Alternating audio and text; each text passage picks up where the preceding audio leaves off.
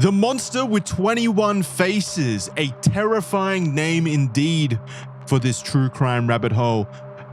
Would it be at all surprising to you to learn that the Monster of 21 Faces refers to a group of people who targeted confectionery companies, candy companies over in Japan in the 80s? It's such a sinister sounding name for something so damn sweet. That's what we're going to cover in this week's episode of Red Thread. Who is the Monster with 21 Faces?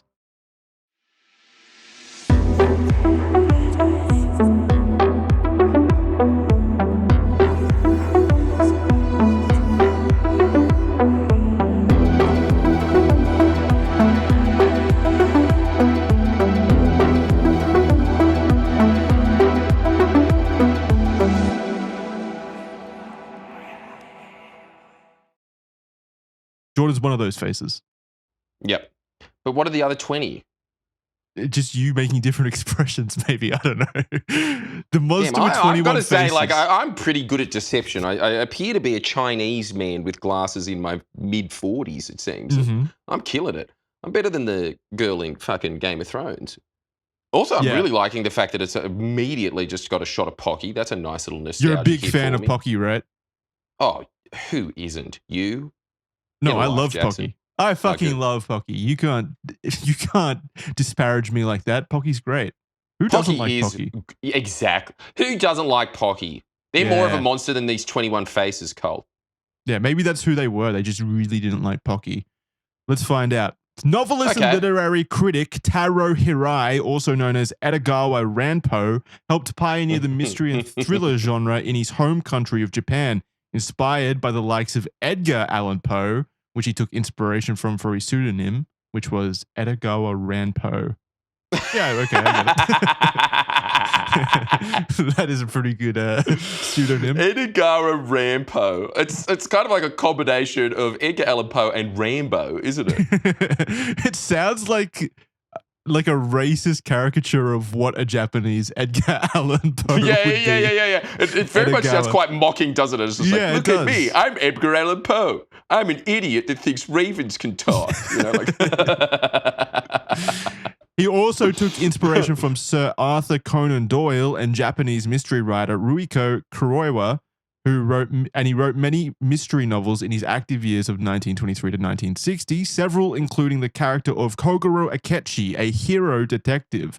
Kogoro Akechi in the novels had a recurring arch nemesis, a thief and a master of disguise. This villain could adapt, shift, and change. He could be anyone, even your closest friend.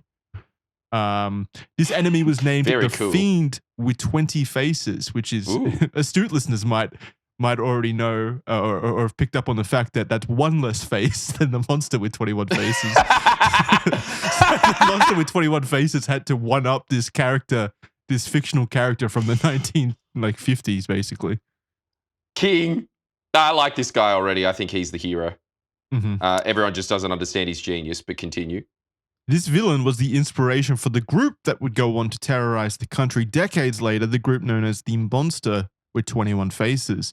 Through kidnappings, extortions, blackmailing, and attempted poisonings.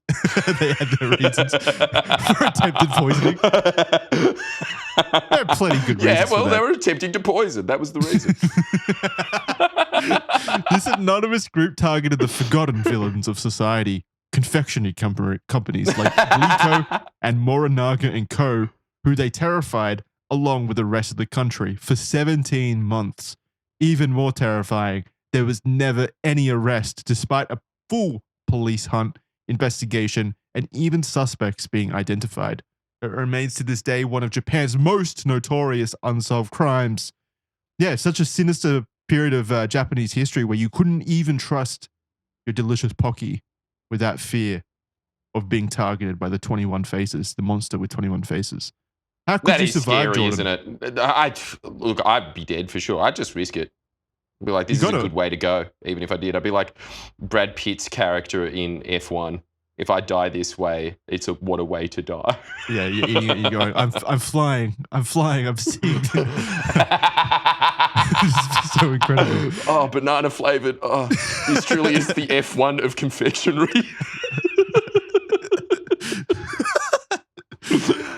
I mean, they couldn't poison them all, so exactly. What are the odds, Just take right? a What are chance. the odds? What are the, especially when you're trying to manufacture all of Asia? Literally, probably 1 billion to 1.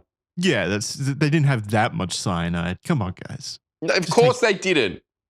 No, it's all overblown. The group of dastardly candy haters targeted many different companies throughout their crime spree. However, we've chosen to focus on the most prominent and important targets, starting with Pocky, which brings us to Chapter 1, The Attack on Pocky, which sounds like an anime in of itself. Sounds like an arc in an anime, maybe. Like you were talking about Gundam before this. That sounds like something you would see. Or the name of an episode, at least, that you would see in an anime. It very much is. They are the Gundams, really, just going around destroying military bases. Dude, how cool are Gundams, Willy though? Wonka is the bad guy. What? How cool are Gundams, though? The robots? Yeah, well, I just pilotable giant mech suits. It's always been fucking cool. It's always been fucking amazing. Even the West. Wait. Answer this question. Answer this question, nerdy little audience that we have. How many animes are about fucking Japanese teenage boys in suits? Is it all of them except Dragon Ball Z? Huh? You gotta use a comma there or something. Do you mean how many animes are about fucking teenage schoolboys? Because the numbers are that'd be half actually of them pretty too. similar. Yeah. Shockingly similar. Yeah, so no comma needed. It's the same number.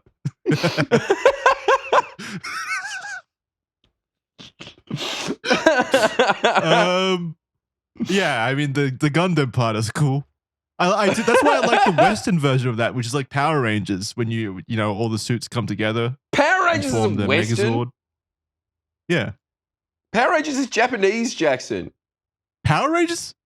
No, it's not. Oh, damn. That's so fucking hilarious. You still have that like kindergarten brain of like, but the actors were Westerns. And like, no, they've tricked me. Are you kidding me? Oh, yeah, they just they refilmed the Western scenes, but they kept the Japanese ones. Yeah. It was a genius way of they got rid of cutting. all the fuck scenes, basically. They replaced them. Yeah, I know. What kind of kid show is this, eh? So in Japan, it was called Super Sentai. That's pretty cool. And that's better, as everything is. It's always better. TV aired by TV Asahi, which is a beer, right? Asahi. TV Asahi, really? Okay, Yeah, so it's Asahi is just one of those mega corporations like Samsung or Lotte or something, is it? Yeah, just owns everything. So yeah, Japan. I feel like the closest we've come to like. I think we were saying this when we were in Japan. Remember when we saw that police car and it looked like it was straight out of the 80s? 80s Japan is like the closest we've ever come to living a cyberpunk like vibe. I think they had that aesthetic where everything like Megacorps ran Japan, and all of the like aesthetics of the city and stuff or the country were like super cyberpunky. And I feel like it's lost that kind of vibe a little bit. What? Are you kidding? It's exactly the same. It's just preserved the 80s. They still live there.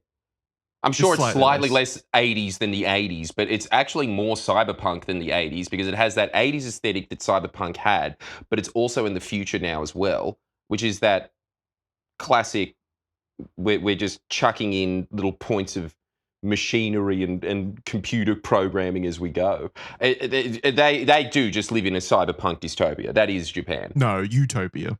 Utopia. It's a utopia, absolutely. My mistake. They have Pocky. At the time, in the early 1980s, Japan was widely considered a very safe country. It is a utopia. Even in its major cities, the crime rate was significantly lower than Western countries. Take that. Through the 1960s to the 1970s, Japan experienced a long-term downtrend in crime rates parallel with big economic and population growth. In 1983, the National Police Agency had solved 97% of all murders. How's that possible? That can't be a real stat. They're fluffing those numbers or something. Well, this is what I always think when it comes to that. Either they're just walking into a room of 4 Yakuza slicing each other with samurai swords and then going, suicide, mass suicide, and walking out. I think there's that. Or it really could just be this. It could just, because don't you just feel it when you're in Korea, Japan, or China. No one commits crimes here. If somebody did murder someone, you'd go to the judge and they'd be like, we haven't written a law for this yet. This is the first time this has ever happened. No one has ever murdered anyone here. No one's ever murdered anyone. Doesn't it just feel like there's just no fucking crime there? Don't you reckon? Do you think that maybe there's more confessions in Japan because like that pervasive feeling of shame that exists in the society? Like they feel like maybe they can't hold it in as well as Westerners can. That's probably actually an aspect, I would imagine. I would also imagine that another aspect of it is it's very, if you get to the court system in Japan or Korea, it's very, very, very rare that you're getting off. You know? Like, so I think that's why you just confess immediately, because it's just like, there's not a chance. It's not happening. Yeah, but that is still like, that doesn't answer the question of how they solved 97% of the murders. It just means that would impact conviction rates of solved murders. Like, how did we get to 97% of murders being solved? Yeah, okay, look, there's two things that I'm saying there. Like, I really do think that there is something maybe to do with murder is, yeah, okay, the shame thing, definitely. I think it has to be a personality thing, right? Because they didn't have like extra technology that would have helped them solve crimes better than other Western countries, I'm sure. So it had to be like a cultural thing. Well, yes, but also I would also imagine that just like everything else, the Japanese are more competent than the West is. True. Yeah. I'm just basing this off Australian cops, but holy fuck, they're lazy. They really are the Chief Wiggum meme, you know? I can't imagine people in Japan being lazy on anything. They do like, dude, even somebody that fucking pours tea in Japan does it with earnest sincerity. Like, I would imagine detectives and conviction, seriously. Conviction to the process of pouring tea. Like they've trained their whole lives for that. And they get great value from doing it very well. No, you laugh, but it's true. Like, no, I'm not. Yeah, but look, it's absurd and awesome at the same time. It's great. You know? I've never had tea poured like that before in my life. It's fantastic. And it makes me feel disgusting as well. It gives me shame. No wonder that shame is so prevalent because you can't pour Japan. tea as well. Because I can't do anything as well as that guy pours tea. No, nothing. Yeah, you're right. That's my point. Like these, but everyone in Japan, or most people in Japan, at least in like service or professional capacity, perform their jobs to that kind of degree of competency that it kind of does make sense why shame exists in Japan, because if you see that on a daily basis, I would feel terrible about myself not having any kind of abilities like that. Okay. Yes. All right. I'm going to guess that those are the three factors. As always, audience, can you do our homework for us? Can you tell us if there's any other reasons that we missed? Well, we could look it up. It doesn't seem like something where there would be like a concrete answer, though, right? No, there would be a concrete answer for sure. Absolutely. You're not getting a 97% conviction rate. Murder solve rate without other countries looking into it. It's not happening. I'm looking it up then because I'm interested. Okay, so from what I'm looking at right now, the 97% figure is real. That's not like a massaged number by authorities to look like they're doing more. Basically, it had to do with the fact that there were fewer cases in general in Japan, like crime was less common. Yeah. So detectives had way more resources to utilize on each investigation. Okay. And also the criminal system was more confession centric, meaning that like they basically the system allowed suspects to be held for up to 23 days before formal charges, during which they could be interrogated basically ad nauseum for those 23 days nonstop without a lawyer present, meaning that people were way more likely to confess even if they weren't guilty under those circumstances.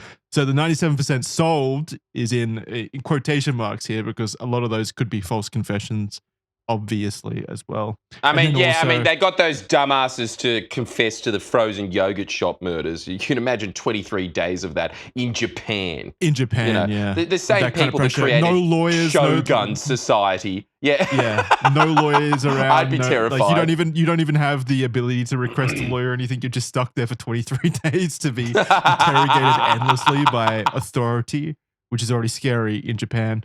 And then also scary. Also, it looks like what we were saying about like the social cohesion and stuff like that made witnesses way more cooperative, and also social pressure towards people who had done bad things to confess was way more significant than in other Western countries. So, we're kind of right. But with the added addition to the information of the confession, the interrogation system in Japan, meaning that they were way more likely to coerce confessions. Yeah. But yeah, I mean, that explains why 97%. So in 1983, the National Police Agency had solved 97% of all murders. So when the monster with 21 faces popped up into existence, it was immediately seen as a terrifying threat to the public and also to Japan's prevailing image of safety and security.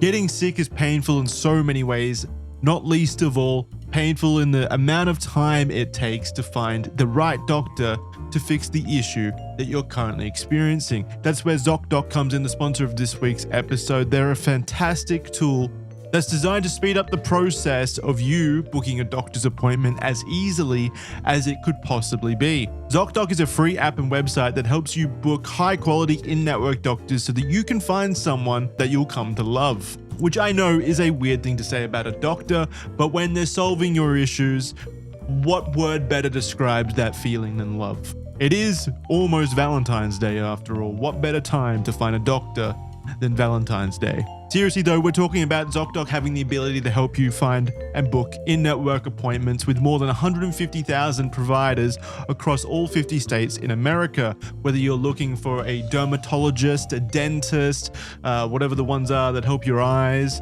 or whatever the ones are that help your feet, the spine guys, all of those different kinds of doctors, well, ZocDoc has those available. You're able to filter through based off their specialty, how close they are to you, and of course you're able to sort them by verified patient reviews so that you're able to find the best fit. And then once you found the right doctor, all you have to do is click a button and it instantly books the appointment, and just like that, you're in. And you're sick, you're laying in bed or on the couch, you've got no time to deal with phone calls to receptionists. It's that easy, just one button.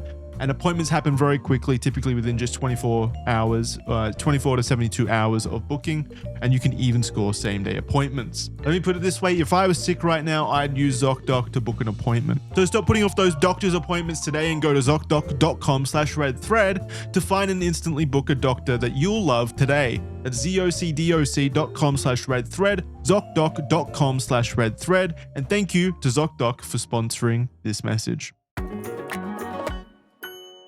Hey, you want to eat better, but you have zero time and zero energy to make it happen? Well, Fat doesn't ask you to meal prep or follow recipes. It just removes the entire problem. 2 minutes, real done. I think we've all had that health before. Oh, that's it. I'm going to the supermarket every day, and even that is not convenient enough for us. We are that spoiled. Let's just accept it, and let's move on to the next phase of evolution, which is pretty much getting shoveled into your mouth. Because, I mean, you can't not, right?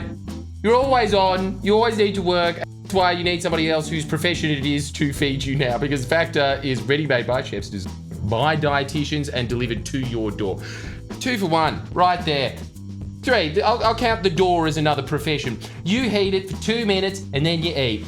You get lean proteins, colourful vegetables, whole food ingredients, healthy fats, the stuff you'd make if you had the time. No refined sugars, artificial sweeteners, no refined seed oils. 100 rotating meals every week. These are high protein, calorie smart, Mediterranean, GP1 support, ready to eat salads, new muscle protection for strength and recovery. You pick what fits your goals, healthier eating, calorie management, more protein, whatever you're actually trying to do. It's always fresh, never frozen, ready in 2 minutes, no prep, no cleanup, no mental, not motivation to eat better, elimination of the reason you don't. I'm telling you, pre-prep meals, life-changing.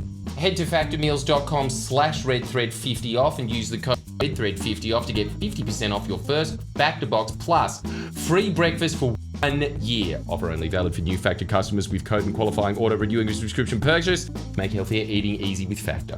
In 1984, on March 18th, 42-year-old Katsuhisa Izaki, the president of Izaki Glico, which is a confectionery company known for making Pocky, but who also sold a wealth of other items, well, he was preparing to take a bath at around 9 p.m. when two armed and masked men entered his family home. They tied up Izaki's mother, Yoshi, not the Mario character, his wife, Mikiko, and a 7-year-old. Yeah, this is where Yoshi comes from, this heartwarming story of kidnapping and blackmail. That lovable this dinosaur. truly is Yoshi's story. Imagine if Nintendo made a Yoshi origin story. They story? probably have. Yeah, but it's like this horror game. Yoshi has been tied up from Candyland. Yeah, it actually kind of works.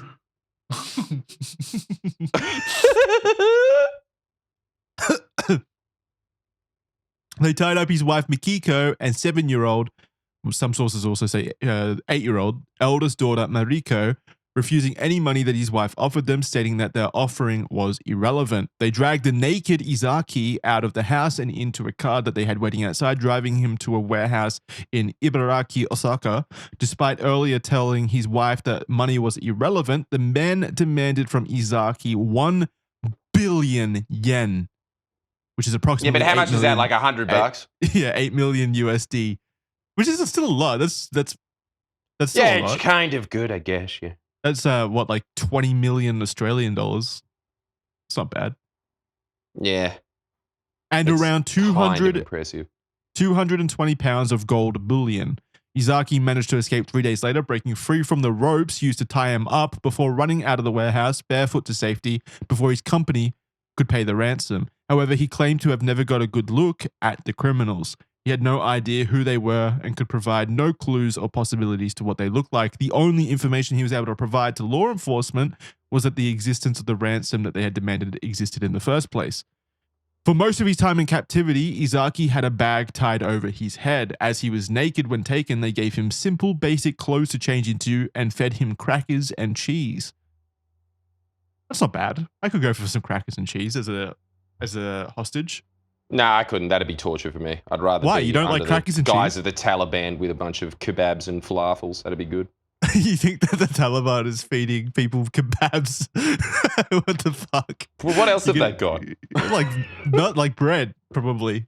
Well, it's still pita bread. I'd fucking go for that over the cheese and crackers. Thank you. Crackers and cheese. I feel like you get that on like a 3-hour flight anyway. That's basically what you're given in economy on a domestic flight.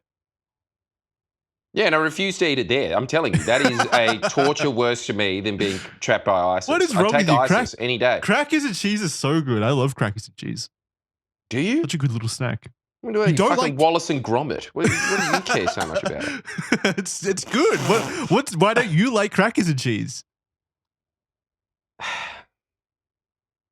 It's so World War II Britain, isn't it? No, it's not. What is this misconception of what crackers and cheese is? It's a delicacy compared to what World War II British soldiers were being fed, probably. Yeah, probably not the soldiers. Probably just, people in the factories fighting the good fight at home. They'd be eating crackers and cheese. It reminds me of real Depression era. I really don't like. Honestly, the most depressing thought to me is being in Britain in the 30s.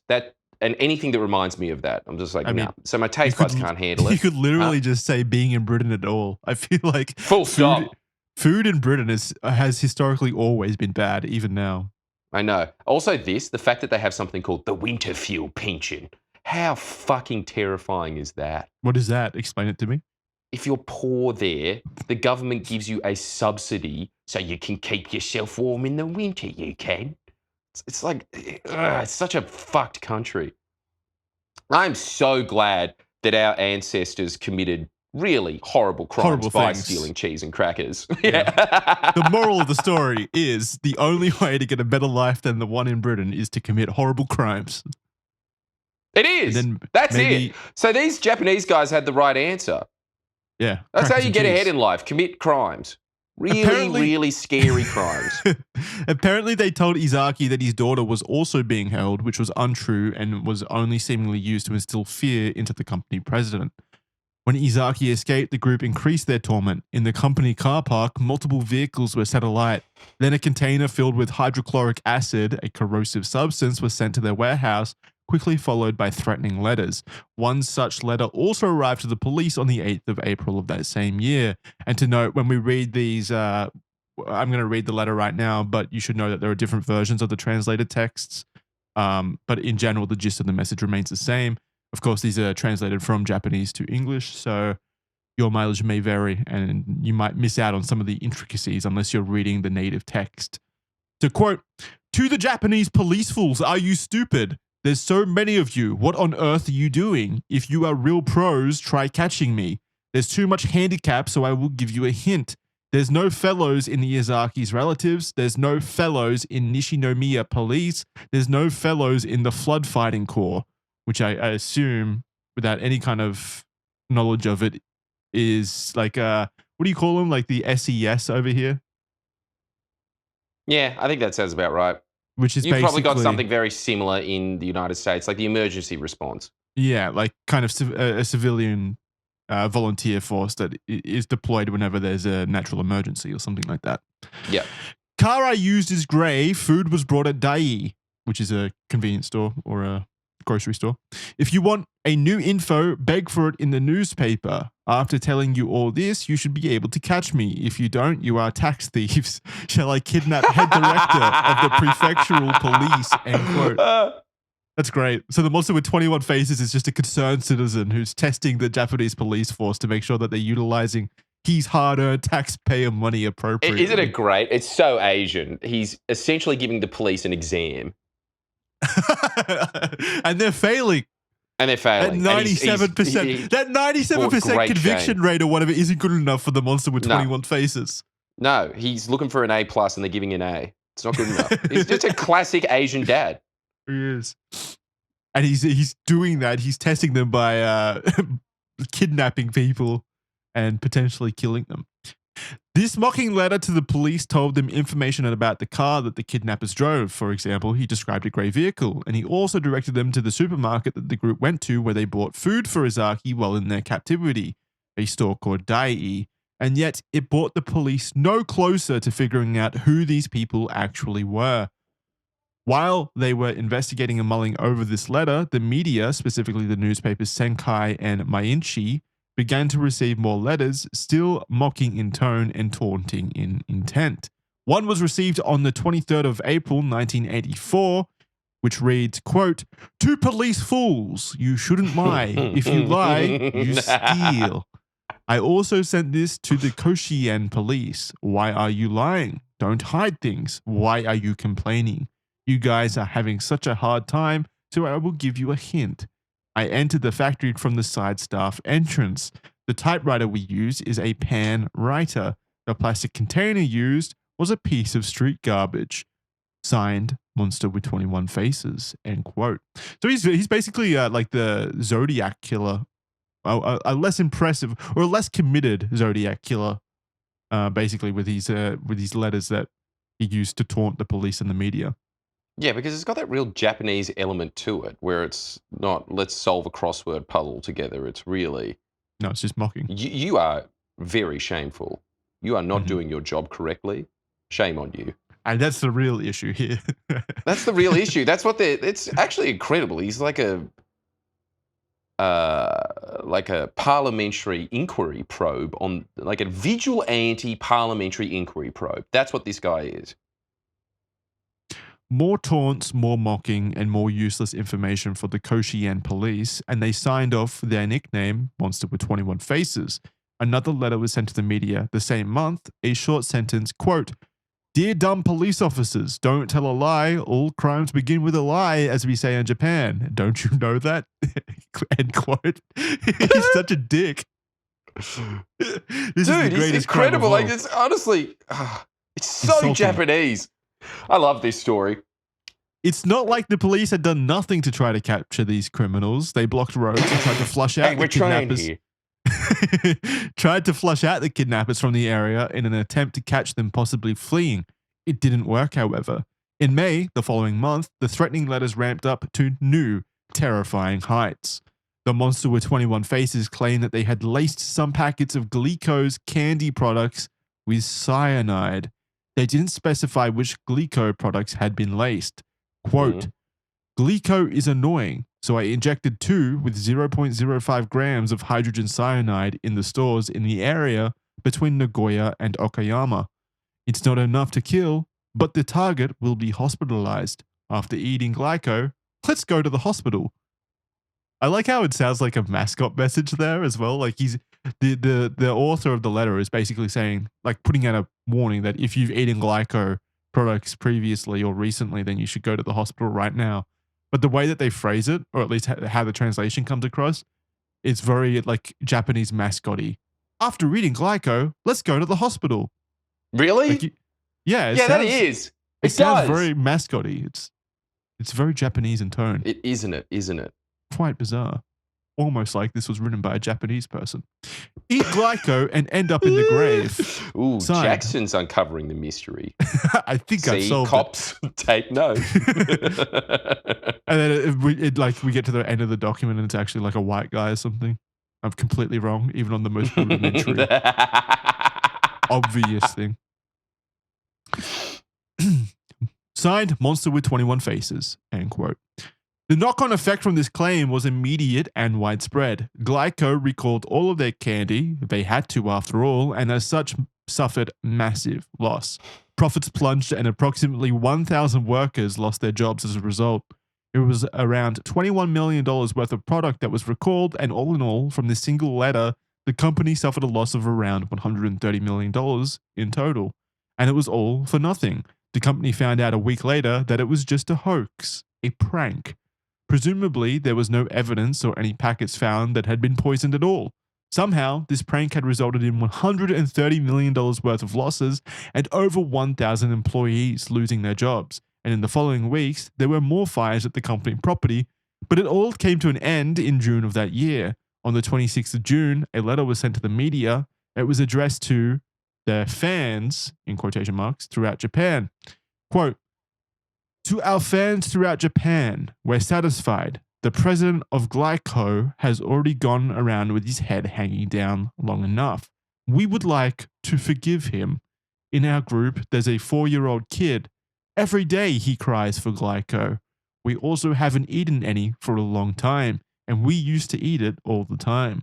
It's a drag to make a kid cry because he's deprived of the candy he loves. So we're really upset. It would be great if we could forgive Glico so the supermarkets could sell their products again. Japan has gotten terribly hot and humid, so when our work is done, we want to go to Europe, Geneva, Paris, London.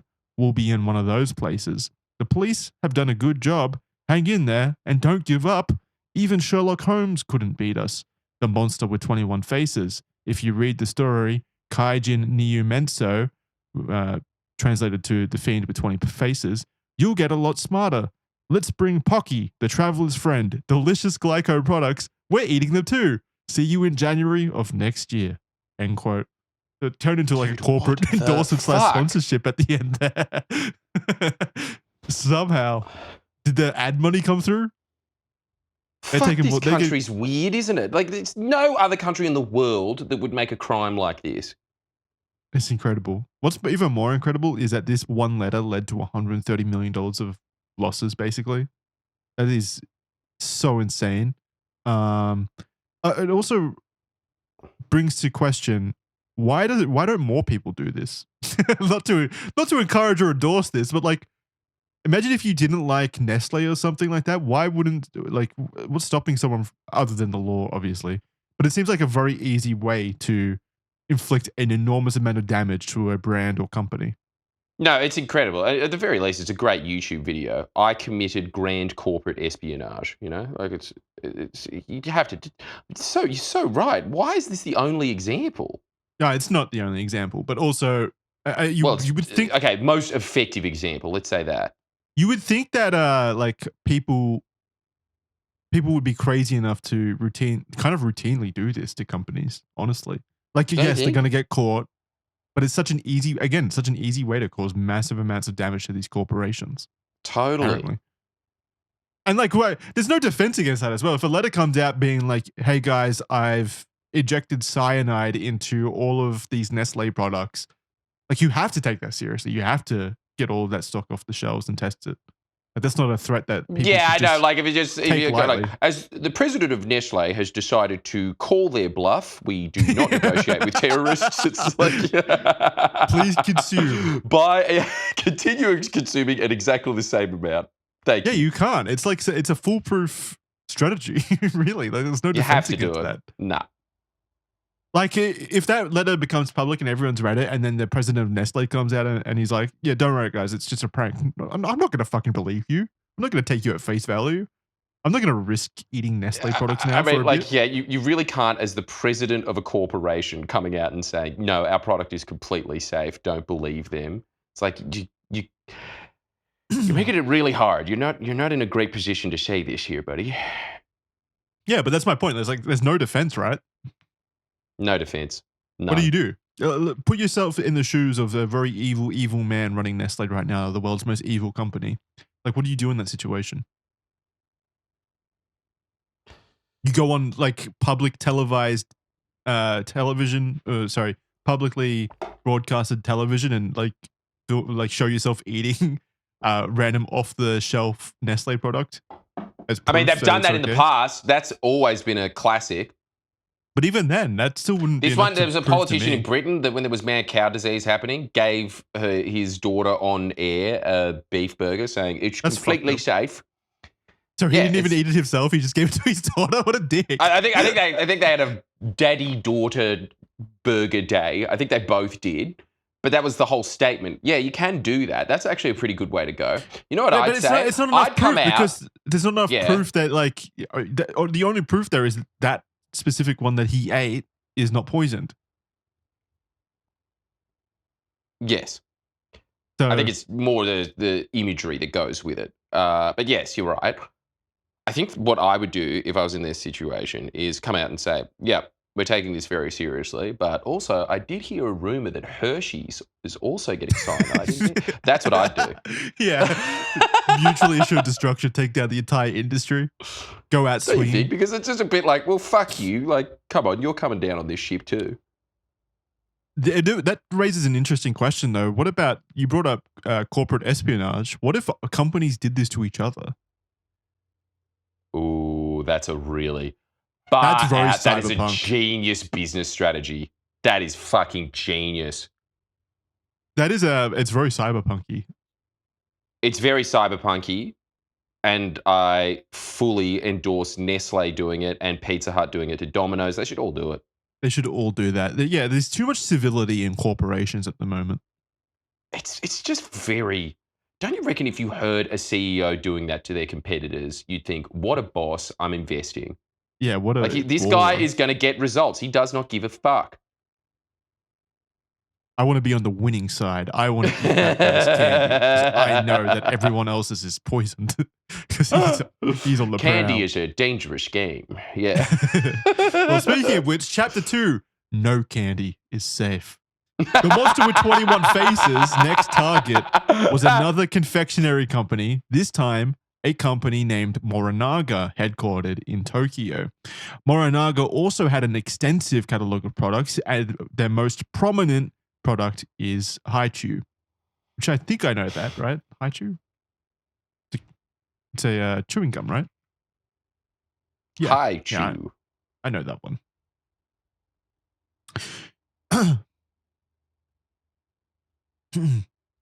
In October of 1984, just months after the incidents with Glico, a letter was sent out to the media in Japan addressed as Mums of the Nation. Quote, "To mums throughout Japan, in autumn when appetites are strong, sweets are really delicious. When you think of sweets, no matter what you say, it's Morinaga. We've added some special flavor. The flavor of potassium cyanide is a little bitter. It won't cause tooth decay, so buy the sweets for your kids. We've attached a notice on these bitter sweets that they contain poison. We put 20 boxes in stores from Hakata to Tokyo," end quote. So they're warning people yet again that they've poisoned these products, except now they're going to an additional level of saying that they've printed labels to put on the boxes that are tainted and poisoned. The world's nicest criminal genius. They're so extremely considerate. They're following, better How business could you hate standards. these guys? They're following the consumer guidelines. They've got to put on warning labels. Yeah, caution may contain cyanide. Definitely contains cyanide. In fact, that's what it says. So very considerate of them to give a warning on these tainted poisoned candy. Really, it's not their fault anymore. It's your fault if you don't read the packaging. You deserve the cyanide poisoning in that situation. Totally. The police got to work straight away, searching cities across the country looking for impacted packets. And astonishingly, this was not a prank, as the police found more than a dozen of these tainted packages. The group had targeted Morinaga choco balls and angel pies found in stores in Osaka, Kyoto, and also a department store in Nagoya. At least 6 of these contain a lethal dose of poison. True to their word, they had placed a warning on the items, typewritten labels that read, quote, "Danger! Contains poison. You'll die if you eat this. Signed, the monster with 21 faces." End quote. A few weeks later, another letter was received which read, quote, "Morinaga is the best when it comes to confectionery, but their products now taste a bit better since we have added a special seasoning of sodium cyanide." End quote. They're having a lot of fun, obviously, toying with these confectionery companies and causing enormous damage to these corporations. What would be the motive in this situation? I feel like they're so targeted against these corporations that they have to have been wrongly impacted by the corporations. Like there's clearly some level of vindictive element to the story here. Or the only other thing that would make sense is that they feel, or like it could be a corporate espionage thing, maybe. It's honestly like I really struggle to think about these guys' motives. I really do. The way their brain operates is so foreign. Generally, Japanese people's brains, the way they operate is foreign. I don't know what the hell they're thinking. I don't know if you get this when you're there, Jackson, but there's always this deep mystery to literally anyone. You go into a family mart and the guy there being, taking your cash, you're like, what are you really thinking? You've got that all the time. And then you're combining that with criminal mystery mastermind novelists. It's it's very, very undecipherable. I think they're more undecipherable than the Zodiac, frankly. I get the Zodiac. I don't get these guys. You get the Zodiac in the sense that he was like, it was crimes of passion, basically. And also he was just fully justified. Yep. That's what I think. I empathize with the Zodiac killer, misunderstood hero, misunderstood crossword puzzle creator. There's going to be someone out there. There's plenty of people out there probably that actually subscribe to that line of thinking. Yeah, for sure. For sure. The shorter letter followed another threat of poison candy. The police and the public were worried that this time there may be no warning on which ones were tainted. Similar to their competition months before, Morinaga began to quickly pull products from their shelves. They suffered a 60% dip in their sales and also had to let go of approximately 450 employees. So, Jesus Christ. This huge damage. The motive of the group targeting these companies, maybe they had been fired from these candy companies, and so they decided to get back at the corporations, but then that led to about 1,500 employees also being let go. So you talk about going out swinging if that is truly the case of their motive. They caused another 1,500 people losing their jobs. They suffered a dip. Incredible. They suffered a dip in stock prices so bad that the government stepped in to try and save the company, encouraging private investors to help out to ensure its survival. Just like 2008 with the banks all over again. It's sink or swim, goddammit. Let these corporations deal with it on their own. Weak perish. Pretty special circumstances. No. It's really hard to say that, we're battling against the 1% of fucking the creators of Pocky. No. If they're truly strong, they will survive. If the Pocky is truly delicious enough to forego all people being not afraid enough of cyanide poisoning to consume it, then it will survive, damn it. Man, I really feel like there would be quite a few libertarians that would listen to your point there and be like, damn, Jackson is hardcore. Like, no, I think that they would be like, dude, that's extreme. I reckon fucking Ayn Rand would listen to you and be like, dude, like, relax, give him a bailout, fuck. No. You just think that because it's Bail or Pocky. bust. Yeah. They should have had plans in place for this kind of situation. They should have pivoted to cars or something, making completely different products if they wanted to survive. They did eventually survive, however, and are still around today. In fact, I had Pocky just a week ago, but at the time, this was a massive blow to Morinaga, and this wasn't the end. Following into the next year, in February of 1985, there were more poison Morinaga products found in various cities: Tokyo, Osaka, Kyoto, Hyogo, and Aichi. And still, police investigators were no closer to finding out who these criminals were or how many people were involved at the end of the day. And we come to chapter 3. Not even curry is safe. What a terrifying society to live in at the time. What could you eat? Not even curry's not safe now. House Foods Corporation is one of Japan's largest food manufacturers and brands. They also produce a massive catalog of products that are famous for their curry products, especially Vermont curry and Java curry brands. In November of 1984, after their torment of Glico was over and in the middle of Morinaga's nightmare, House Foods received a letter of their own alongside some poisoned curry packets as a warning. Here's a quote from the letter. "We are the culprits involved in the Glico and Morinaga incidents. If you do not want to become another Glico and Morinaga, put out the cash. If you don't respond, we'll poison your products." It doesn't seem like they've made any money from this situation at all. Like, none of the blackmailing has worked so far. Like, they haven't received any money. No. Yeah, that is so fucking weird. For the love of the game, I guess you'd have to, like, to be this insane, you'd have to love what you're doing. It's the name implies that there's a group of them, but we don't know for sure if there is actually a group of them. It could just be one person, of course, but I don't know. This is not enough information at the moment. Following this was another 2 letters sent to the Osaka home of a man named Hiroshi Wada, the general manager of House Foods at the time. One letter was for him, while the other was intended for his boss, the president, Ikio Urakami. These letters were also accompanied by more poison curry. They read as follows: to Wada, give this letter to the president. If you give it to the police, we will burn your house down.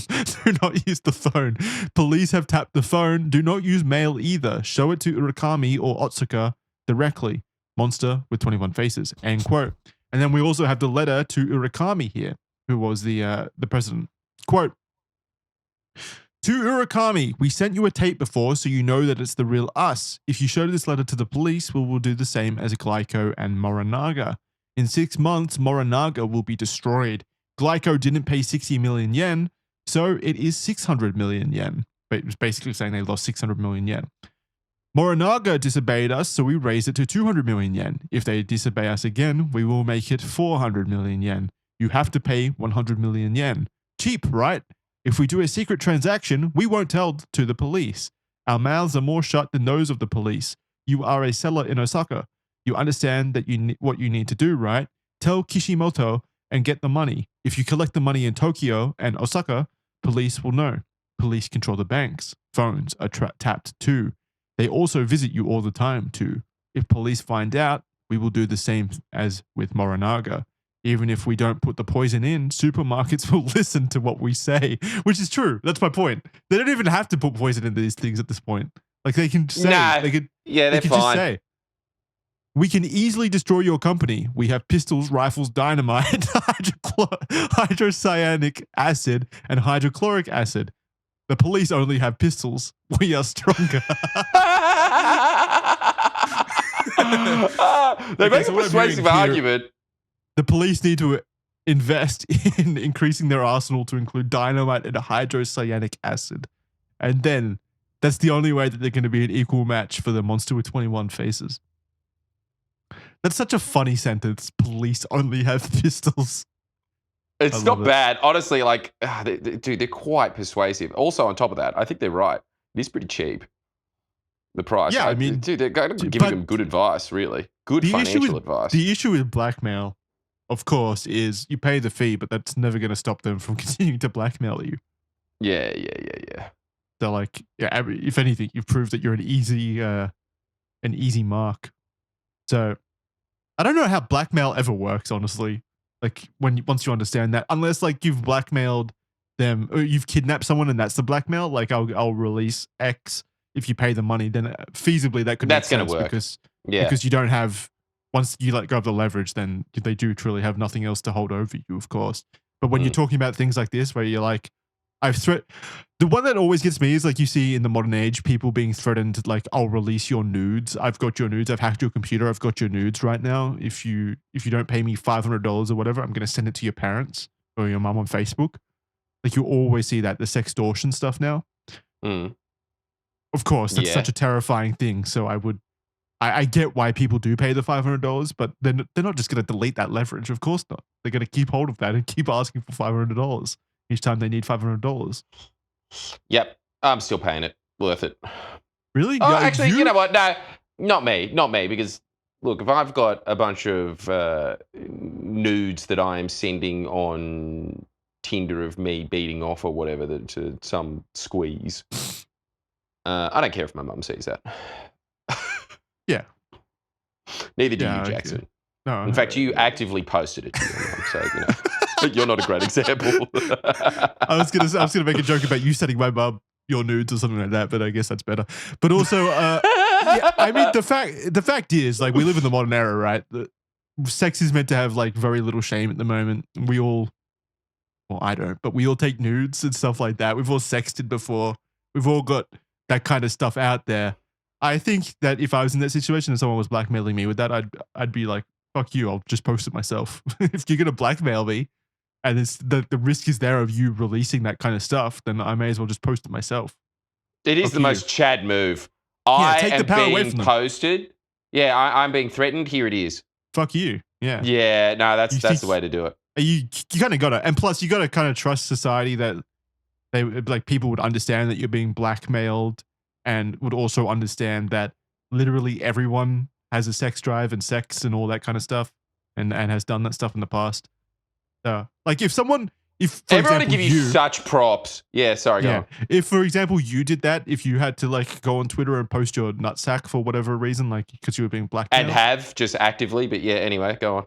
I'd be like, I would understand. I'd be like, fuck yeah, Jordan. Nice. Owned them. Hell yeah. I wouldn't be like, ew. I mean, people are like that when you have no reason to do it. As you so astutely pointed out, my live show is mostly photos of my ass. Yeah. And, exactly. You know, but people are very, very, very happy about that. But of course, I do understand that there's people out there not coded like you and I and would find it incredibly adapt or die, survival of the fittest. Yeah, to go back to the previous point. Yeah, no bailouts, damn it. No bailouts at all. Sink or swim. Sink or swim. No, I do get it. It would be embarrassing to do that. I guess my point is don't take nudes online and don't send nudes online. Probably the safest thing to do. Only do it in your live shows if you do live shows.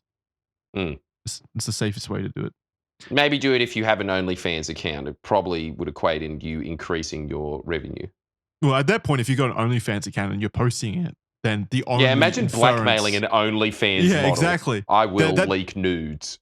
That's a financial implication, like a financial blackmail instead of like a shame blackmail. Like you're going to release my set that I'm selling for $50 on OnlyFans. I'm going to lose my money. I'm going to lose income on that picture. I am your Napster. I'm going to have to get my lawyers involved, my corporate lawyers involved on that. Instead of like being actually scared that your butthole's now out there online. Anyway, he continues. What are we talking about? The monster with 21 faces? Continuing on, quote, prepared, this is still the same letter. Prepared the money in bundles of 5 million yen. Use the old 10,000 yen bills, put it in 2 white vinyl bags in each 50 million yen. Get in a white van and wait. Wait at the National Route 1 restaurant Sato, Fushimi branch in Shimataba, Fushimi-ku, Kyoto City. And then there's a telephone number on the 14th of November, Wednesday at 7:30 p.m. One person in the van, the other in the restaurant. Prepare 2 people from General Affairs. Give them Kansai roadmaps, Kyoto, Nago, Kakio, Takatsuki, Ibaraki, Setsu, Toyanaka, Takarazuka, Moriguchi, Hiroka, and Amagasaki maps. We will call the branch office in Isaka, another telephone number. Wada will answer the phone. We will tell you the location of the letter. Letter is in a small envelope and is taped on both sides. Wada will call from Isaka to Saito.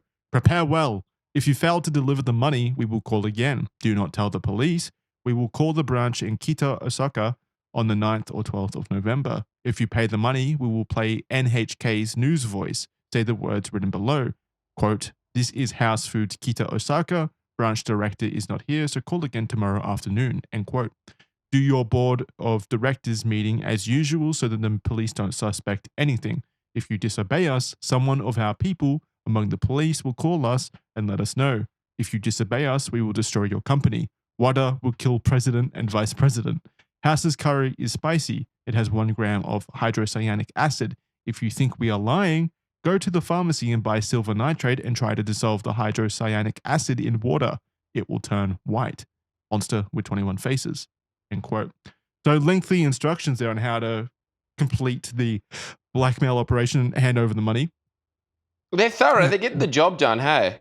Yeah, it's surprising how this never worked. They're very helpful. They're trying to make it as easy as possible to hand over the money. Transaction. Yeah, like not really asking for the world either. I've always wondered actually how blackmail operations like this are meant to go down, where you've actually got to hand the money over. Fuck, that is a really good question. I don't actually know the answer, and has it ever successfully happened? That's what I mean, yeah. It seems like something that would be so easily able to be tracked, especially in the surveillance era that we currently live in. Like with I guess the money or else. It's changed to crypto, maybe, I guess. Crypto is probably the only way that you would be able to do that. But even back in the 80s, like using banknotes and things like that and having like a meeting spot somewhere where you both meet and exchange the money, like it just doesn't seem like something that would ever work. No. No, it's like, yeah. I mean, it never worked in the movies, and that's all I can base it off of. The company decided that they were going to pay the ransom, 100 million yen, Dang. roughly $400,000 today. So that's not that's not that much money, honestly. That's what I'm saying. It's a bargain. They should have just do it. paid it, yeah. Well, they tried to, by the sounds of it. Yeah, I know, but it should have gone through. It's well worth the money. Go on. Even though the criminal group had said no police, House Foods still involved them, however. And the police investigators tracked the van that the employees were driving to drop off the money. However, when they got to the spot in Otsu in the Shiga prefecture, there was a white cloth on the ground, which signaled that the entire deal was off. What a fucking great way of signaling that the deal's off. Baller. It's so fucking cool. It's way smarter than an actual movie, isn't it? It's so Japanese. Perhaps the group realized that the police were involved and completely backed out. There was suspicious activity in that area in the preceding night, but we will get back to that shortly. The monster with 21 faces backed away from the deal, but continued to harass our poor boys over at the House Food Company for weeks after this failed ransom delivery. However, Glico, Morinaga, and House Foods weren't the only companies to be harassed and threatened. In fact, earlier in the year, Maridai Foods had also been targeted, and the company Maridai Foods, specializing in processed meats, also became targets of the criminal group shortly after they decided to forgive Glico. The following letter arrived to the company president, Takashi Haga. Quote, Dear Haga, I hope you know about us. Your company did you well because of Glico's mishaps. You should give us some of the money due to their failures. Don't you feel bad not giving us any money? So basically saying like we took out one of your main competitors and you're now in a better position because of that. You want to pay that forward? Dude, they're so logical. Usually people like this are deranged. Every single one of their arguments I completely agree with. Like, yeah, basically, they fucking did. Yeah. Yeah, they deserve some money. You've helped the company. Give them a finder's fee or whatever. But if I was the company CEO, I'd be like, no, I'd prefer that you take it out and keep the money. The implication obviously being, if you don't give us our money, you're next. Give us 50 million yen with used 10,000 yen bills. Put 10 million yen in each white bag and wait at Ota's house in Nichiyoshidai. Have a company's driver in a white car waiting in front of the house. On Thursday, June 28th at 8 p.m., I will call this number. Say, quote, it's Yamada when you pick up the phone. I'll tell you where the letter is. Once you get the call, start moving. Once you read the letter, immediately follow the directions. Ota should wear a white blazer. I won't do anything to Ota. If you can't decide on your own, just talk to Komori, Kudara, and Takano, who are all, for context, are all other executives within the company. If you don't listen to what we say and obey us, you'll fall into the same situation as Glico. We know a lot about Fushimi and Yamatecho. If you tell the police, we'll abduct your employees. We're stronger than the police. We have hydrochloric acid, potassium cyanide, dynamite, and guns. There we go again with them bragging about their arsenal. It's super easy to put potassium cyanide in things. Just get a syringe and we can put it in ham, sausage, anything else. I'll let you listen to Katsuhisa's voice while he had been abducted. If you're going to give us money, put this advertisement up on Mainchi and Senkai for the Ginki region on the 26th and 27th of June. And this is the quote of the advertisement that the group wants them to put up, confirming that they're on board with the handover. Quote, looking for part-timers, advertisement and salesperson under age 35, a healthy lady, 500 yen an hour, transportation fee provided, contact Maridai Food Incorporated Personnel Department, signed Monster with 21 Faces. So again, they're being very logical, very straightforward, very confident with their moves at this point. They're targeting multiple corporations and they're giving them explicit instructions on how to hand over the money, which again is not a large amount of money for these corporations. Like, it's a large amount of money, yes, but it's not like if you were actually blackmailing these companies, you'd be asking for millions and millions of dollars, probably. They're asking for 400,000. They've really done it the right way. Yeah. Practically doing you a favor. On top of that, don't you think even if you did successfully, you shouldn't have just got the police involved, got it in, and then said after that, Nestle Pocky, now cyanide free. You make so much. They've created a huge PR campaign for you. Yeah, you come out with a declaration saying, we've paid the ransom money to ensure that your Nestle products remain cyanide free. Nestle, you can trust us with your health. Yeah. We'll take matters into our own hands. It's great. Can spin it. You can spin it into an advertising campaign. And I would think so highly of them as well. We value our customers more than our own safety. That's why at Nestle, we decided to do some old-fashioned ransom wrangling. Our competitors don't value your health. They didn't pay up. We did. So good. Nestle, your safety matters. It's great. It's so good. Maridai decided, like House Foods would eventually decide as well, to go ahead with the exchange of money, but also contacted the police in hopes that they could catch one of the criminals in the process. On the 28th of June, they divided up the money as requested and placed it in a white Corolla car driven by an employee, which they then parked outside of the home of Yasuhiro Ota, the company's managing director, as instructed. Along with the Osaka Prefectural Police, they continued the plan. The criminals called 3 minutes past 8 p.m. and Ota answered. Quote, "It's Yamada," he said. A voice recording then played, quote, "The back of the tourist information map at the city bus platform south of Mitsui Bank of Saibu department store in Takatsuki," end quote. Instead of Ota going, a criminal investigator posed as him. He shaved his head and put on the requested white blazer, leaving the house in the Corolla followed by other discreet undercover police. They found the envelope they needed at 8:16 p.m. that read, quote, "To Yamada. As soon as you read this, move immediately. Take this ticket and go to Takatsuki Station. Take the 8:19 Kyoto-bound train that stops at every station. It is a yellow train. Get on the second car from the back and sit on the left side marked with the circle. Either circle is fine. Ride the train alone, Yamada. If the seats in the circled area are not available, say that you feel sick and have someone give up their seat. Sit on the side with the tracks and open the window so you can throw out the bag. Perceive. Once you see the 1 meter square white flag, throw the bag out the window. Go to Kyoto, and if there is no flag, then do it again. When you retry, contact me." End quote. Legends. So a pretty interesting way of handing over the money. Basically hop on this train, and once you see a white flag halfway along the route, throw the bag of money out the window. It's fucking incredible. I love this so much. I wish I was a criminal sometimes like this. Seems like such an interesting life. Yeah, but do you reckon that... Actually, yeah, I reckon you could pull it off, Jackson. I think you could do this. No, I'm way too soft. Here's a fun little quiz. I mean, but these guys are soft. They really are. There's really nothing no way about them. They're hard as fuck, man. What do you mean? How are they hard as fuck? Basically, just write in like little apology notes saying, "Awfully sorry, this has cyanide in it." It's really not hard at all. Putting cyanide in stuff and potentially killing hundreds of maybe thousands of people through cyanide poisoning is pretty. I mean, it's softer than just like going out and killing people, obviously, but it's still pretty hard. It's way too hard for me. I couldn't sleep at night if I knew that I had killed someone through cyanide poisoning. Yeah, you're a very good person, Jackson. But putting aside that, don't you think? Yeah. You won't kill people with cyanide. Fuck, I don't. Good. I don't such need a medal. great man. Nah, you don't, do you? You not putting cyanide in food is reward enough for you, isn't it? Yeah, I can sleep comfortably. That's why I'm a good person. It's actually not a bad way of convincing yourself that you're awesome, despite like not giving money to charity or volunteering or anything. It's just like, well, I could be committing mass corporate espionage, but I'm not. So I'm not. You can thank me later, world. What a nice man I am. No thanks necessary.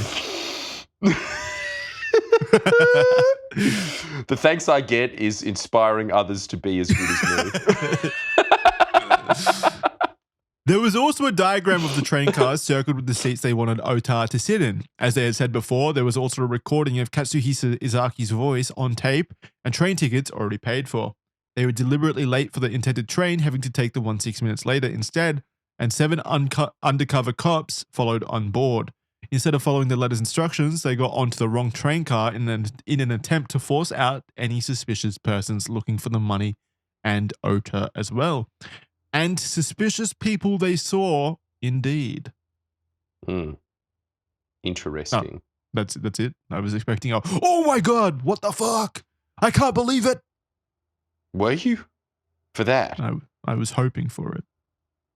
Fuck, dude, it's not a Jake Paul podcast. I'm not going to like overdo it.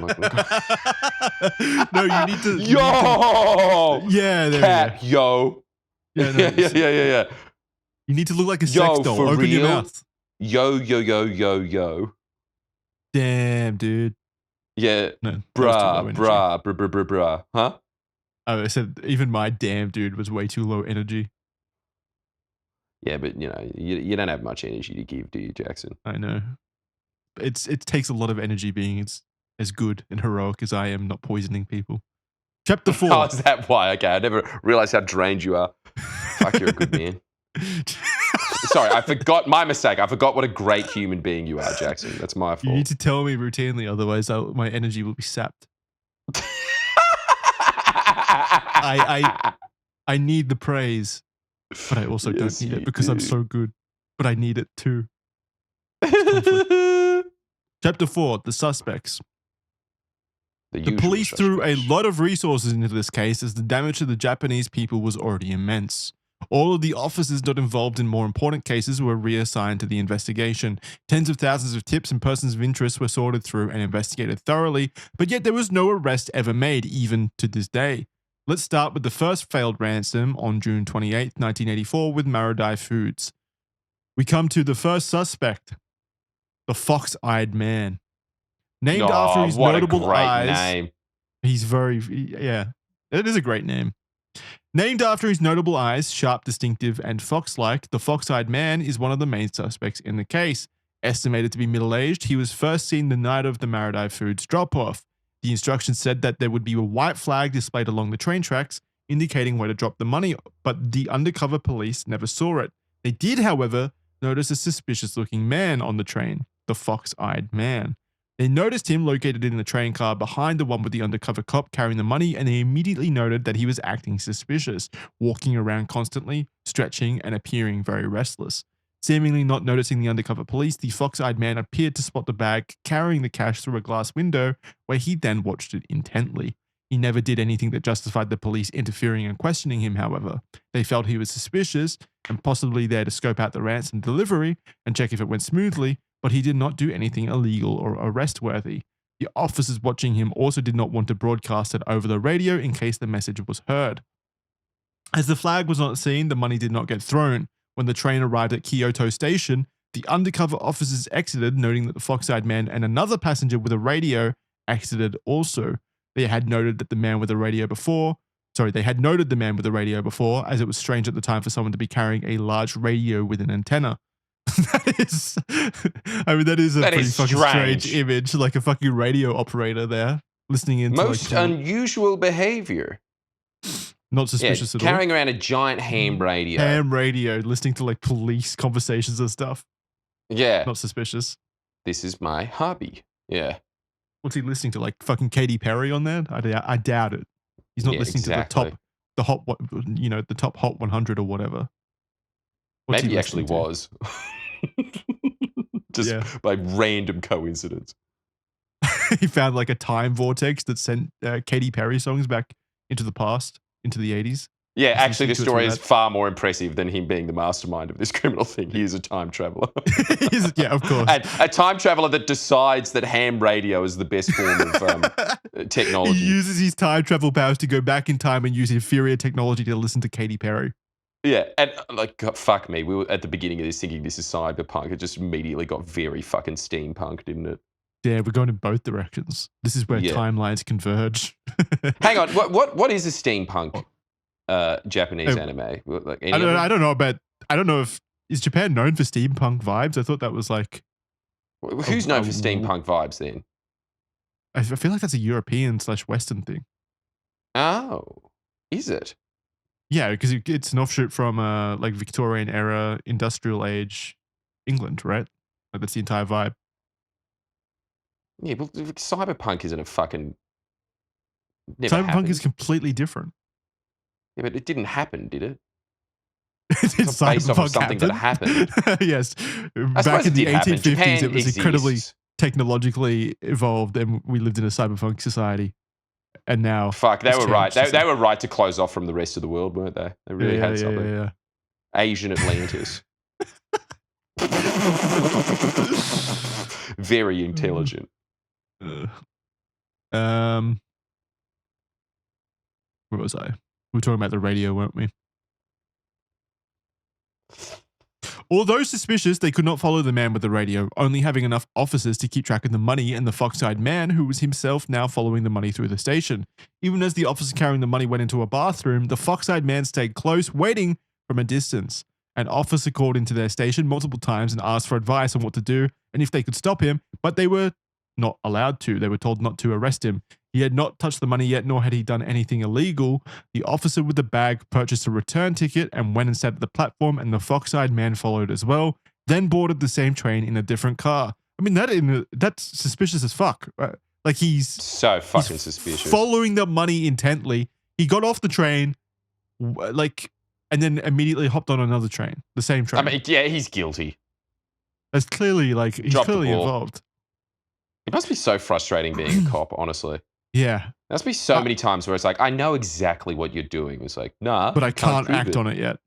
Yeah. What I would do in that situation, I don't understand why they didn't do this. Just leave the money on a bench and walk off and see if he interacts with it in any way. Like that would be evidence enough that he's involved.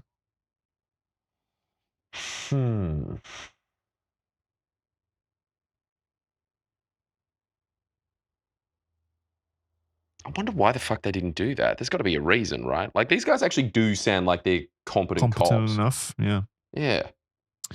They exited the train again at Takatsuki and then left the station. The man again followed but stopped before the ticket gates, returning to board a train back to Kyoto. Though they weren't allowed to stop him, they continued to follow the individual, and officers went to the station to wait for the man to hop off. Once the train stopped at Kyoto, the fox-eyed man did get off and waited on the platform, almost as if he was going to wait for another train back to Takatsuki. That train came and left, but he still stood there unmoving. He then turned and exited via an underground passage, and the officers lost sight of him around 10:30 p.m. Now, let's take it back to House Foods and their failed drop-off. Remember the mention of suspicious activity that night? It was November 14th now, and the money this time was not to be thrown off a moving train, but instead dropped off at a rest stop near Otsu in the Shiga prefecture instead. Again, this was the one where they found the white flag on the ground, by the way, that signaled that the drop was off. Again, undercover officers saw a man with distinct fox-like eyes, one that they believed they had seen before. They were confident that this was their fox-eyed man. This time, he was wearing a gold cap and glasses and was standing near a phone booth. More perceptive this time, he noticed two officers interested in him and began to leave the area. They tried and failed to get a picture of him. Then they called their superiors to be told again not to chase or stop the man, and instead directed them to wait for anyone who possibly could come to get the money, which we know didn't happen, and the ransom was ultimately called off. After losing sight of the fox-eyed man, the officers took note of a Nissan Skyliner, which, cool car, by the way. That was like my dream car back when I was like 10 years old. It was a fucking Nissan Skyliner. I think I know exactly what it is. I'm just going to Google that. It's like a classic Japanese hoon car, basically. Yeah, it is. It's a Fast and the Furious car, isn't it? It's, yeah, that's why I loved it. It was from Need for Speed Most Wanted, I think. I remember. It looks like that. What a fucking Vin Diesel car this is. It's pretty fucking cool when it's all souped up, though. Yeah. It still looks a bit... No, actually, look, it depends how you soup it up. It either looks really bogan or... Actually, I can still imagine very trashy Japanese young men being into it. You know, the ones that have the spiky blonde hair. Now, look at the Nissan Skyliner GTR. Like those ones. So fucking cool. It is bogan. I'm not going to lie that it's not bogan. Yeah. No, but it is. It's very... Fuck. The poor man's racing car. Yeah, exactly. The working man's racing car. Which is the working man's racing car. Dude, yeah, you can't pay for Japanese quality. I mean, look, 120 grand. You could do it, couldn't you? It's definitely within a working man's price range. And then take it to like a drift track or something and spend your weekends there. Would be pretty fucking cool. Jackson, come on. Oh. What, you're going to do that, are you? No, I'm not. I'm not going to spend 100k on a fucking I wouldn't car. put it past you, actually. I'm not a car man. I'm just saying that was like yeah, my you don't even know how to drive. What am I even fucking saying? Yeah. I know how to drive. I just don't. It's so weird. A man of like such passion for cars doesn't have a license. There's a difference between track driving and road driving, surrounded by other fucking idiots on the road, is completely different. When I'm on, you know how you were talking about the Formula 1 movie before and how Brad Pitt's like, what's he say when he's like, he's flying or whatever when he's on the track. It's a completely different vibe. You don't have to worry about fucking other idiots just T-boning you randomly. Like I feel like way safer whenever I'm like go-karting or whatever, or in a car on a racetrack. But how would you know what it feels like? You don't know how to drive, Jackson. I know how to drive. You don't know how to drive. I do. So you're admitting a crime now, are you? I had all right, you all heard it. Huh? I had my learners. I had my permits or whatever the fuck the Americans call them. That's humiliating. What? Your fiance tried to teach you how to drive. Is that the level we're at? No. It's so low. No, yes, I learned at an age-appropriate time, the normal way. I just didn't continue. I didn't take my final... age-appropriate. What do you call it? You were like... I bet you walked in to get your L's at like 25. Yes? No. Holy fuck, don't tell me that's correct. Don't tell me. Jackson, come on. No, yeah, it is. It was like... Oh, what, it was older? It was like 22. Look, it is pathetic, but it's not. It's not that bad. Like it's kind of just being being a man child at 26. It's like it's bad, but it's not being a man child at 36. You know? Do you think that it's more pathetic to not have your license and have gone to take the test, like to go get the learner's permit, or do you think it's more pathetic to just accept from like 15 that you're never interested in getting your license at all, so you don't even do that? Yeah, no, that's more pathetic. It's really, I'm telling you, you going there, getting the L's and then thinking, can't be bothered. I can see that happening. But someone who's like, no, I don't even need a car. There's something to me about that screams man-child. It's one of those things that you'd need to at least do. At least like get off the... What? I've survived so far. I'm fine. Yeah, at great inconvenience to everyone around you. No, not at all. If I need to go anywhere, I just Uber. They like it. Yeah. It's fine. If I need to go anywhere, you're a job Uber. creator. Sorry, I forgot about this. We all forgot that Jackson is a great man according to himself. And he lives to give. This like if I was in Japan or something, if I was in like if I lived in Tokyo or whatever, I would be completely fine. You would just public transport everywhere. You would be need a pretty car. normal actually if you lived in Asia. I'd Yeah. imagine. I'd imagine there'd be heaps of people that don't have their license there. I'm sick of pretending like cars are a necessity.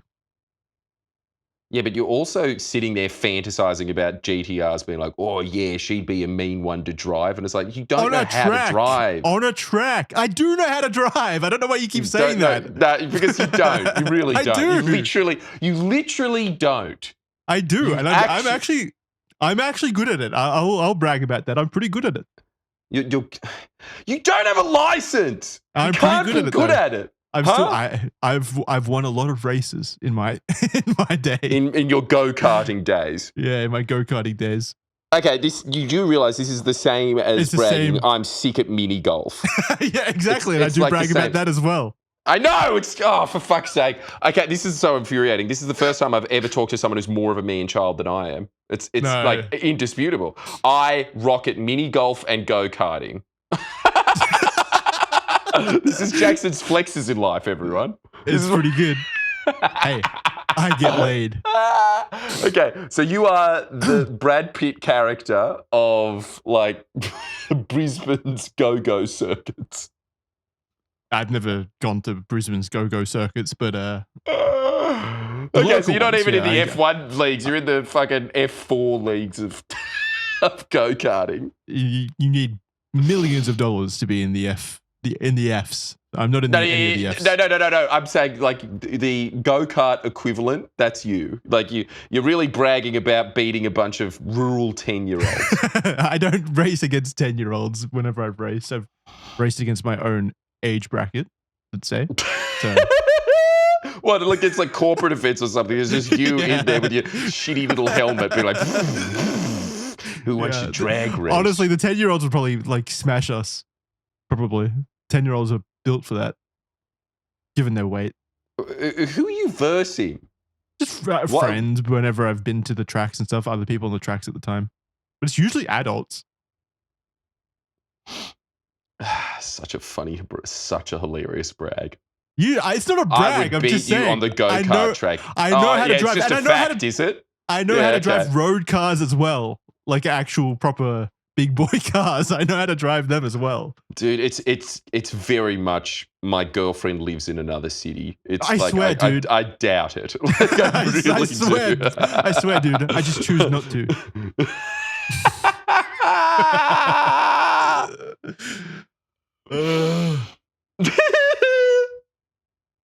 How do we tie this back into what we were talking about? Let me see. After losing sight of the fox-eyed man, the officers took note of a Nissan Skyliner speeding away from the drop-off area. But wait, okay, so I'm going to go off another tangent here. What's your dream car then? Or do you just not care about cars at all? Oh, I want a Lambo, but I want it for the meme value. That's such a fucking lame dream car. Why is that a lame dream car? Isn't that This is a generic one. They are cool cars for sure, but it's a generic choice. Isn't everyone's dream car a generic choice? No one's going out there, oh yeah, Volvo, that's what I want. Everyone's choosing a Skyliner or a fucking Hummer. It'd be the same. Skyliner's pretty generic 6 as well. cars. I feel like Lambo's more generic though. No, it is, but like I don't want it because it's cool. I want it because dickheads have it. You just want to be a dickhead. You don't care about the car at all. Walk around in a white suit with those, like with a pink shirt. Vice those City. Annoying little circular European glasses and a ponytail. I want to get out of a lime green Lambo one day in my life. And then just for the meme of it. You can rent one. Yeah, I know. That was actually something where I realized, like, holy fuck, I've actually made it in life. Well, not to the level that I actually do have one, but it got to the point where I could probably get out a loan to get one, right? And I can't believe it. It was something that Misov was saying on the other pod where it was just like, dude, I can't just go from these conversations about other school friends that are talking about whether they might be getting a job in a bottle-o and you're seriously considering buying a Lambo for a meme. You were not seriously considering that. I was seriously considering it. I was like, should I get this for the joke? For the joke? for the joke. Like, I just think it's very, very funny owning a Lambo. It's just, it's such an immediate indicator that you're a dickhead. Immediate. There's no way out of it. Pretending that you're buying something like that as a joke, guys, is even more, that like, there's layers to this of douchebaggery. You just like the car. Wait, what are the layers? What are the layers? Like pretending that this is just a joke, guys. It is just a joke. I swear. I swear it's just a joke. No, it's not. It's not. That's cope. I just honestly don't care about cars just kidding, at all. Guys. Yeah, no, I get that. I get that. But like saying that you're going to buy something ridiculously expensive just as a joke, that doesn't work. Really? No. It doesn't work? No. So I'm still I'm just a straight up dickhead. Yeah. There's no layer of irony here. Nope, you're transparently a dickhead. Transparently a dickhead. It's not. Well, thanks for shattering my dreams, Jackson. What? This is what I get for just making fun of you for not driving for 20 minutes. What? Mini carter. I thought it was going to become the world's best mini carter until you brought me back down to reality. Now it's your turn. Comeuppance. I don't like being brought back to reality. It sucks. Reality sucks. I know, reality does suck.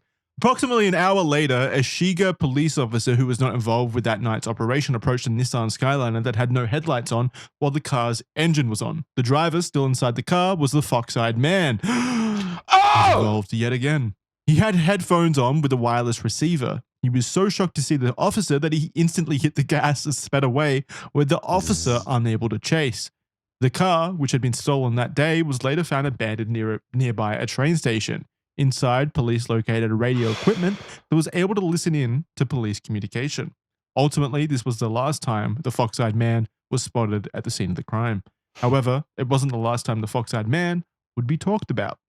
We come to suspect number 2, Manibu Miyazaki. Manibu Miyazaki was the only publicly named suspect in the case. He was a writer, social critic, and an outlaw who was involved with the Yakuza, which is loosely analogous to the mafias of the Western world, for many years, and was the son of a local Yakuza boss.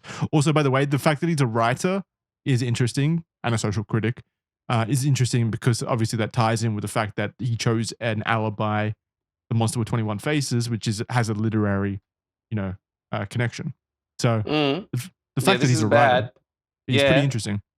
Good, interesting point. When compared side by side to the sketch of the fox-eyed man, Manibu looked suspiciously similar. Which, yes, I'm looking at the photo right now. I don't know if you're looking at it as well. And it does look suspiciously similar. They look exactly the same to me. Yep. Actually, okay. I mean, pretty much 1-to-1. I am kind of understanding why they're not arresting immediately, not shooting first and asking questions later. Could be either or. What do you mean? Well, they both just look fucking like they could be it. They could be the guy. Well, yeah, but then why didn't they arrest him? Because what? You're going to arrest both of them and just be like, we'll figure it out later. Can you do that? What do you mean both of them? We're saying that he's the same guy. The fox-eyed man is Manibu Miyazaki. It's not a case of twins. What do you mean? Holy shit, I'm an idiot. Yeah, okay, sorry. Can we not include this? I feel really ashamed.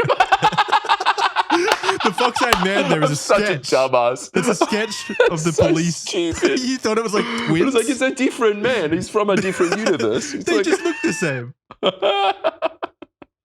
You're such an idiot. Oh, fuck. That was dumb as fuck. I don't know, just the fact that we were discussing before whether or not we would be intelligent enough to do this. I think I've cast myself out for that one. Those guys look the same. What are the odds of that? Fucking hell. When compared side by side to the sketch of the fox-eyed man, Manibu looked suspiciously similar. This, on top of his history and involvement with Yakuza organizations, pushed him into becoming a prime suspect for the police. Manibu had apparently been a kind of whistleblower between 1975 and 1976 when he had informed the police that Glico had been supposedly dumping starches and waste into the local river and draining system, an illegal action that caused environmental damage to the local area.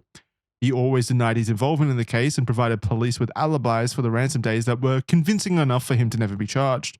When his mother was shown the photos and asked her thoughts, she said that her son was, quote, more beautiful than the man depicted in the police sketch, end quote. They look the same to me. That's so sweet. It is sweet. She's covering what a mum. Huh? No, I think she's just doing a classic mum thing of like, my boy couldn't do that. Yeah, I mean, it's a very nice mum, but they literally are wearing the same glasses. Yeah, okay. I don't know. I don't know if like owning the same glasses is enough, but yes, it's everything. It's the face looks exactly the same in the sketch to to Manibu Miyazaki. Yeah. There's a lot of stuff other than the glasses. It was just, you know, but they have the same glasses. Mainly the glasses. Mainly the glasses. Fucking hell. In one of his books, Tapamono, Manibu writes about his experience being the only public suspect in the case and how that affected his life in the following months and years. While he was never charged, some do believe that he may have only been part of the group that was the monster with 21 faces, which of course could explain the fact that there was that he had alibis that were, you know, convincing enough. Maybe he wasn't there for all of the different elements of the case.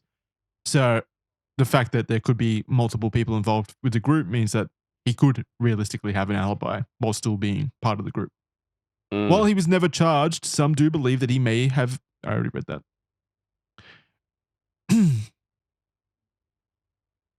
Though there is no evidence to concretely determine if he was ultimately involved with the group or if he was, what his role or importance may have been. And finally, we come to the last suspect, the videotaped man. When Glico's products were at threat of tampering, something strange and suspicious was caught on camera. On October 7th, 1984, security footage in a local convenience store in Osaka picked up a man placing what seemed to be an affected Glico product on the shelf. He was wearing a business suit, glasses, and a baseball hat. He wasn't noticed when he was in the store. The security footage was only reviewed when someone noticed that the Glico product was on the shelf when it shouldn't have been, as it had been recalled previously. The video quality was terrible, the lighting in the shop was bad, and the quality of the lens was not good either, even for 1984 standards. The company had been using the same tape for security footage for the previous few years and had just been continuously taping over it, meaning that, of course, it was very hard to tell who the man was. Part of the footage and clips were distributed around to the media in hopes of finding someone who would recognize the man, but no one ended up coming forward. This was the first time that a suspect was actually caught on camera, a proper visualization at least, of someone placing a poison product on store shelves. This showed that these letters weren't just threats and that people were actually acting on their word in real life. Was he the same person as the Fox-eyed man? Was he even involved with the Monster with 21 Faces group? Or was he an imitator that was swept up into action by the group and the public exposure that the group had received? Possibly, it is very hard to say with the terrible security footage quality. And to this day, the videotape man remains completely unidentified. So we come to chapter 5, the case goes cold. The Shiga Prefecture police were trying desperately to solve the case, but with no evidence or leads, it was going nowhere. The superintendent, Shoji Yamamoto, was feeling especially ashamed of how fruitless their investigations had been. Yamamoto oversaw the house foods ransom that had ended badly, and he had also overseen the operation that ended with the Fox-eyed man escaping. On August 7th, 1985, Yamamoto, only 59 years old, tragically committed suicide. Damn, dude. Most honorable. He covered... Oh, man, this is brutal. He covered himself in kerosene and set himself on fire in his own backyard. Why? Dude, there's so many better ways to do... Dude, even doing the old harikari would have been better than that. That's... Oh, Jesus. Why the fuck would you set yourself on fire? And also, on top of that, like, has anyone died yet? No. Oh, well, now someone has, I guess. Yeah, but no. Yeah, fair enough. Yeah. This painful form of suicide was Yamamoto seemingly taking responsibility for the failure of the case and the shame that I do like how after. It's still open for interpretation. We assume that this is why he was doing this. He could have just been very cold that day. No one knows. We have not been able to figure it out. Yeah. Was if only he told us beforehand. This hadn't been expected by the monster with 21 faces, who then released the following letter/statement. Quote, Yamamoto of Shiga Prefecture Police died. How stupid of him. We've got no friends or secret hiding place in Shiga. Fuck. Fucking brutal. Jesus Christ. Fucking hell. Japanese people, this culture is so Most brutal. Shameful. Like, come on, he killed himself. He was trying to escape the shame, and now it's even more shameful. Yeah, I know. Like, isn't it supposed to be like honorable at that point? Well, I thought so, but now they're just like clowning on him now that he's dead. It's brutal. Fucking hell. It's cutthroat. Fuck. It's so cutthroat. He says, we've got no... Sorry, the letter continues. We've got no friends or secret hiding place in Shiga. It's Yoshino Ushikata who should have died. What have they been... So these were other superintendents or police detectives within different prefectures. What have they been doing for as long as 1 year and 5 months? Don't let bad guys like us get away with it. There are many fools who want to copy us. No career Yamamoto died like a man. Why are they giving him nicknames like Trump would? What the fuck? Career Yamamoto. What the fuck? That's so Trumpian. Okay, this is the first time that I've thought, wow, these guys are pretty slack. These people that try to cyanide children. It's pretty fucked, isn't it? No career Yamamoto died like a man. Well, actually, yeah, no, I'm back. Yeah, they gave him cred. Died like a man. So we decided to give our condolences. Very interesting way. Calling him stupid immediately.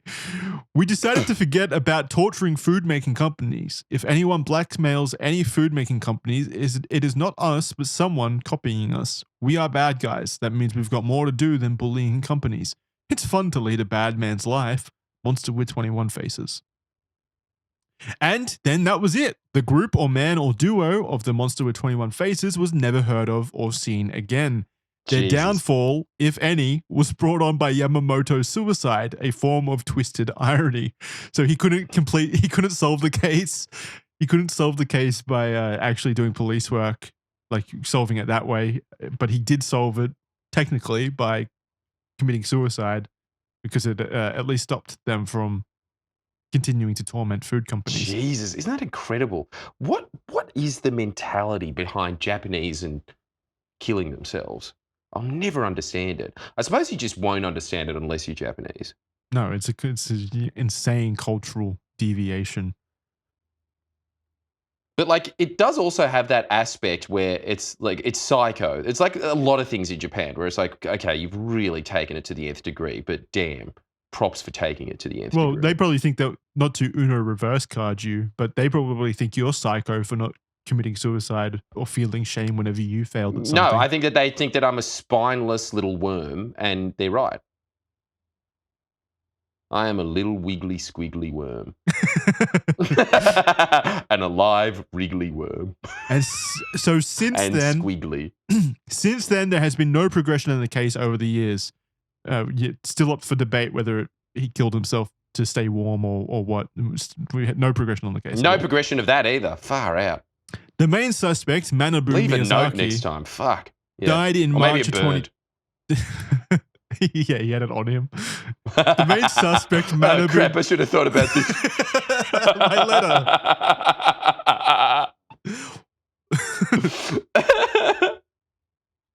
Or maybe he thought, I'm not going to need this letter anymore. I've chosen not to commit suicide. He lit it on fire, but then he forgot that he was still covered in kerosene. Oh, yeah, he was dousing kerosene. Oh, fuck. I'm not going to need this anymore. Fuck, there is a lot of scenarios, hey? Yeah, so that's why it's still up for debate, of course. Yep. The main suspect, Manibu Miyazaki, died in March of 2022, leaving many to believe that the case will eventually completely lose all chance of being solved. Fucking crazy case. Fucking crazy. So I did see a lot of theories in my research that several people believe that, and this shows like causality, I guess. They believe that because the police detective killed himself, and then like the group disappeared and didn't stopped committing crimes. Basically, people believe that it was him now. So that's so slack. It's so lazy. Can someone give this guy some credit? Some credit, yeah. They're like, it must have been him. Like, this guy's getting besmirched by everyone from the grave, even though he was probably just feeling extreme shame from not and societal pressure from not solving the case. It was him. It was him, clearly. You know what's the worst part about that theory? As soon as they say it, you're like, oh, come on. Well, maybe. What? What do you mean, what? I thought you were going to continue. I didn't hear the rest of your sentence. What did you say? Oh, I just said the worst part about that theory is when you hear it, you kind of think, yeah, maybe. No, it's I wish not. no one thought of that. It makes no sense at all. Plus, Well, they sent a letter after stopped. he died. And then they sent a letter after he died saying that, we're going to stop. Yeah, but maybe that was his suicide note. Oh, maybe. Yeah, so he sent it in the post beforehand? Yeah. No, I think it's pretty obvious that the fox-eyed man, the person that they had multiple run-ins at the crime scenes with, is probably the one that's involved the most in the situation. I think it's potentially possible that there are multiple people involved in this, although I'm not ruling out that it's just one person. But if it is, then there's also the insinuation that someone in the police force could have been involved, and that's why that this group constantly somehow knew to, call off the meetups or whatever, because they knew that like undercover cops were involved in it. So it's possible that there was an informant on the inside, but I don't think it was the super fucking intendant. Also, why? What do you mean also why? Like logically, why would he have started doing this, poisoning things and ransoming these companies and then committed suicide? Kind of sound of mind. Don't really have a comeback. It doesn't add up. It doesn't add up for me. No, it doesn't add up at all. Yeah, you're right. No, there's nothing. Maybe it was the fox-eyed man. It is the fox. Maybe that be the fox-eyed dumbass man. point of it's always the person you least suspect is not true at all. Yeah, maybe it's the person you most suspect. Maybe that is the guy. Was a writer and who was also connected to the Yakuza and also was a social critic, which basically means he wanted to rebel against the system. And what better way than trying to take down corporations that he himself already had a grudge with over previously whistleblowing against them in other situations. He had motive. He had the means. It was the fox-eyed man. Okay. Look, it's so likely, isn't it? Mm-hmm. It really, really is. It's really strange, honestly, that the Japanese police, with their extremely good conviction rates, can't get that guy. Well, again, and he kind of just lived around and had this persecution complex. Yeah. To be fair, he did stop. They did stop after that letter. So if there was but not because of police work, because of suicide. Well, a form of police which work. I suppose is police work. Yeah, it's like it's commitment to the duty. All right, tell us what you guys think. I'm really interested in reading the comments on this one to see what people think, because it's a very interesting case. Honestly, I found it really incredibly interesting. If anything, it kind of shows how dedicated both the police force and criminals are in Japan. And criminals? They do take it to the Everyone next takes level. their job seriously, yeah. So seriously that if they find that they've brought shame on themselves through their actions, they either stop committing the crimes completely, just on a whim, just completely stop, or they set themselves on fire committing suicide. There's no middle ground. It's honestly incredible. The whole story is one of my favorite read threads we've done. I really like the yogurt shop one as well. And the one that about Chris, what the fuck is her name again? The one that wrote Skater Boy. What's her name? Oh, fucking, what is her name? What the fuck is her name? I can't believe that we've forgotten it. But that was a good one as well. Men in Black Neuralized. That was so long ago. Can you believe? I just found out about this yesterday. So I think we're on like episode 101 now. You've been here longer than any other host. Are you kidding? Yeah, you've been here the longest. You're now the de facto Red Thread host, really. No. De facto guest. Yeah, it's still a trial run. Regular. We'll see. Regular guest. We'll see if he sticks around. I'm finally getting comfortable. I'm finally healing from my trauma, and then next week you're gonna come in and be like, "I'm not doing it anymore." Yeah. Fuck yeah. To be replaced with Corey Bernardi. Is that the fucking sunglasses guy?